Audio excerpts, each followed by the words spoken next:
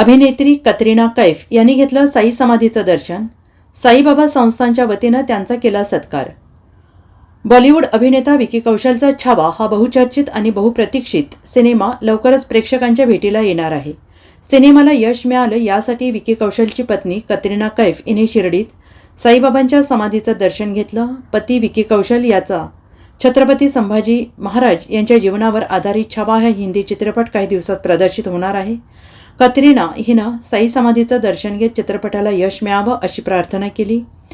दर्शनानंतर साईबाबा संस्थांच्या वतीनं कतरिना कैफचा सत्कार करण्यात आला. साई मंदिराबाहेर पडताना प्रसिद्धी माध्यमांच्या प्रतिनिधींनी कतरिना कैफसोबत संवाद साधण्याचा प्रयत्न केला, मात्र कतरिनानं माध्यमांना प्रतिक्रिया दिली नाही. कतरिना कैफ साईबाबांच्या समाधीचं दर्शन घेतल्याचं व्हिडिओ सोशल मीडियावर व्हायरल झाले आहेत. यावेळी कतरिनाची सासू म्हणजेच विकी कौशलची आई देखील उपस्थित होती. दोघींनीही छावा सिनेमाच्या यशासाठी प्रार्थना केली. Bureau report, SBN Marathi, Mumbai.